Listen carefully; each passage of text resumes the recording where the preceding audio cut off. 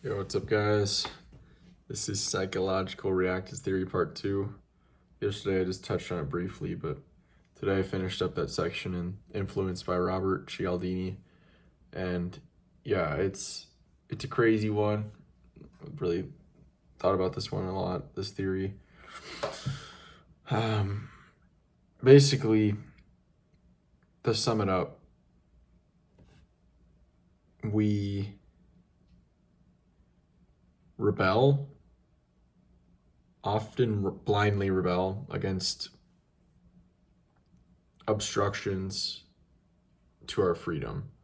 So anything we believe is an obstruction or a loss of freedom, we will rebel against. This is in a lot of things, but especially you can see this, for example, in something like the prohibition. You can see it in revolts all throughout history and revolutions. Revolutions often happen when a class of people start to gain more mobility, start to gain more resources, wealth, freedom, and then a hard time happens or something happens where they lose a lot of their freedom that they just have recently gained, and that causes them to fight back to regain it. But yeah, it seems kind of obvious to say, like, yeah, people rebel against losses of freedom. People want freedom. You can really see it in like teenagers. I've experienced that. I'm sure everyone's experienced their own periods of just rebel without a cause and fighting against any rule imposed upon you. You see it in very young children. They're called the terrible twos, where the child, basically the infant or toddler, will just rebel against all rules essentially imposed upon him. And yeah, we humans don't like to have constraints, especially not new constraints. Constraints that we've had our whole life, we kind of get used to. But when a constraint is imposed upon us, it doesn't go well for anybody. Typically, you'll just blindly rebel. So, yeah, this for me has been like kind of an eye opener. I'm thinking maybe this has been pretty big in my life, psychologically.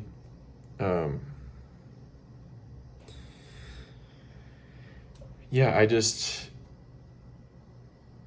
I believe I can do anything that I set my mind to more than I used to.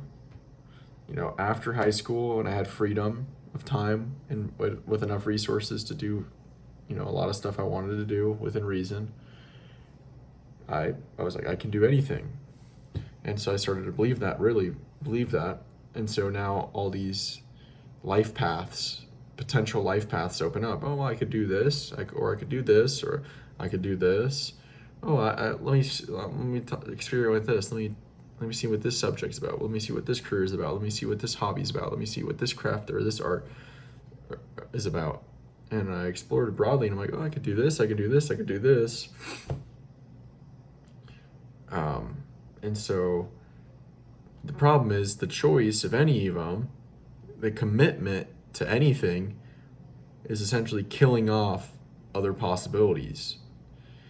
And I think I've been in a state of like, I don't want to commit hard to anything and kill off and burn bridges. I have. But just the idea kills these other potential life paths. Don't necessarily exist, but the potential does. And that potential is freedom. And so what I have done instead largely is just like, without fully committing, I have committed though. I have committed to the SMA for like 6 months 2 years ago, and I committed to music for a couple weeks fully. Committed to school fully for one semester or two, a semester and a half really. This last semester I was kind of doing a lot, not just solely focused, but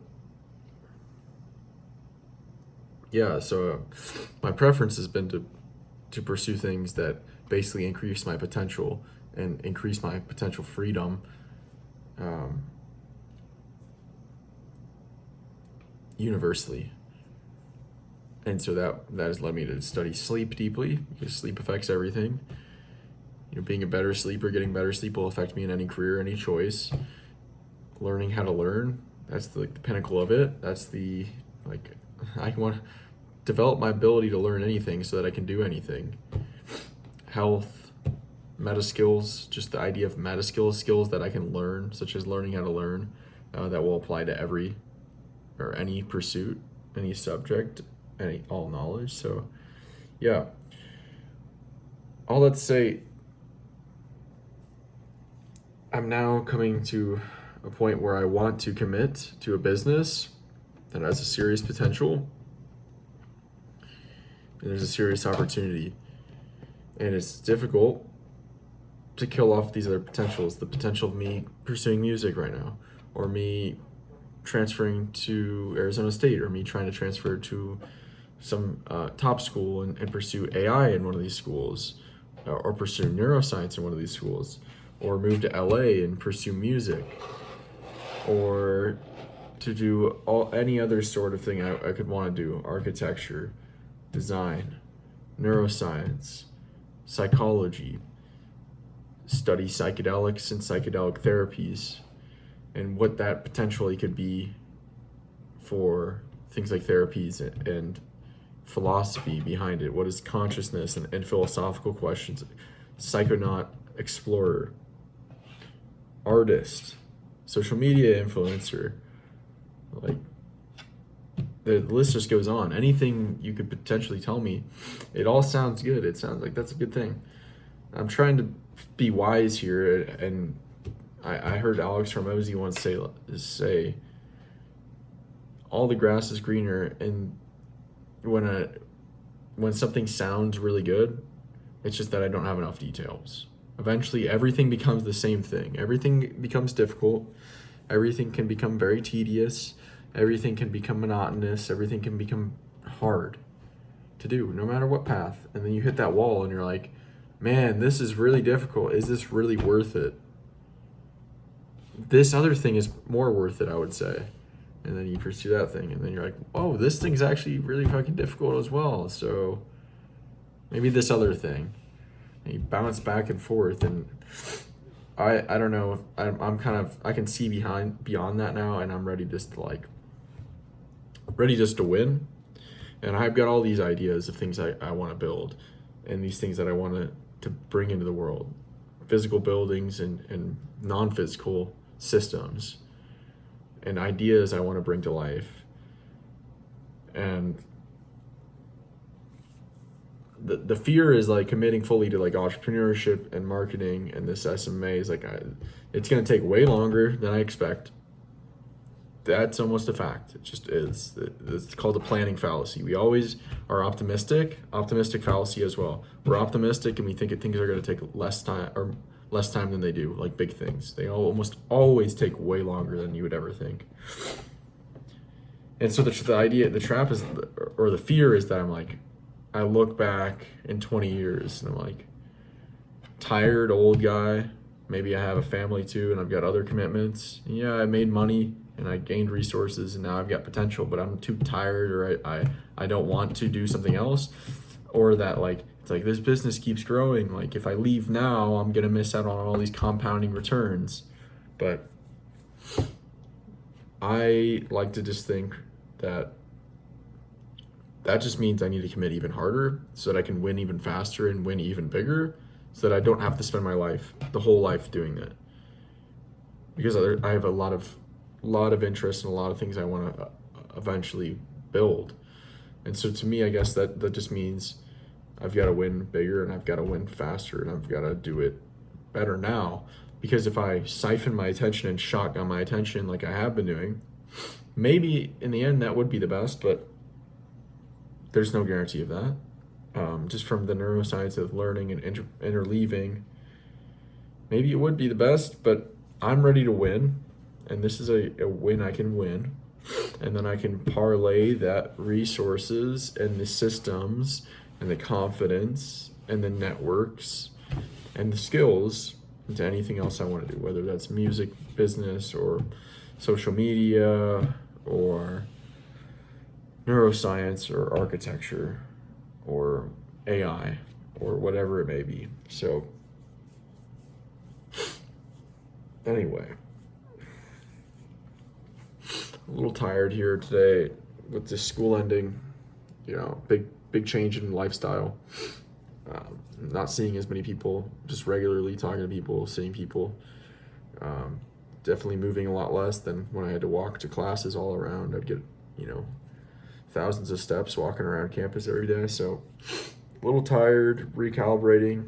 Also, the school semester just ended after a good push. Another semester that was 18 credits. So I'm still a little tired. But gaining some clarity. I know when I commit to something, it's very hard. There's no limit to the level of success I can have and winning I can have.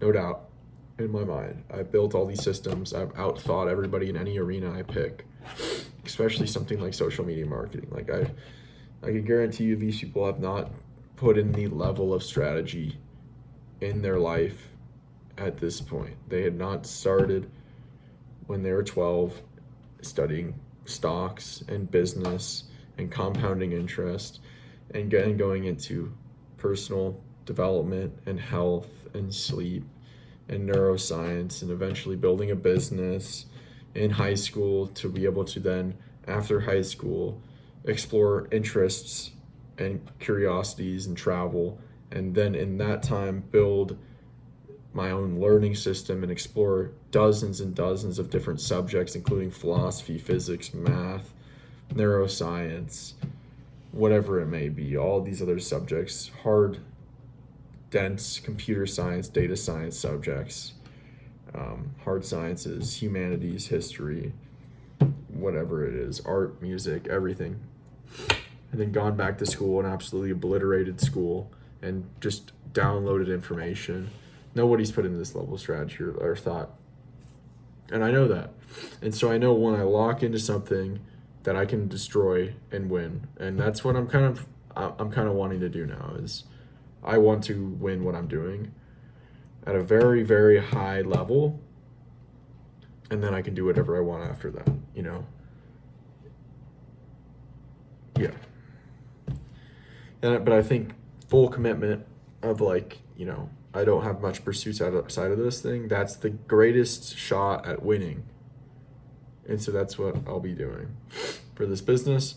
It's what I've been doing. It's what I will continue to do. It's a transition, but now I have more time to work. And yeah, I think that will be the video for today. Psychological reactance theory. We will rebel against imposed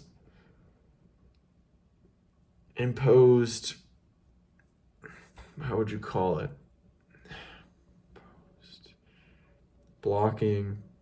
Imposed restrictions. We will rebel against imposed restrictions on our freedom. Even if it's a good censorship, even if it's a good rule, even if it's a good law, even if it's a good restriction, you'll be like, no, you can't tell me what to do. Even if you're not like that, often that's how we behave. So, yeah. All right, I'll talk to you guys later.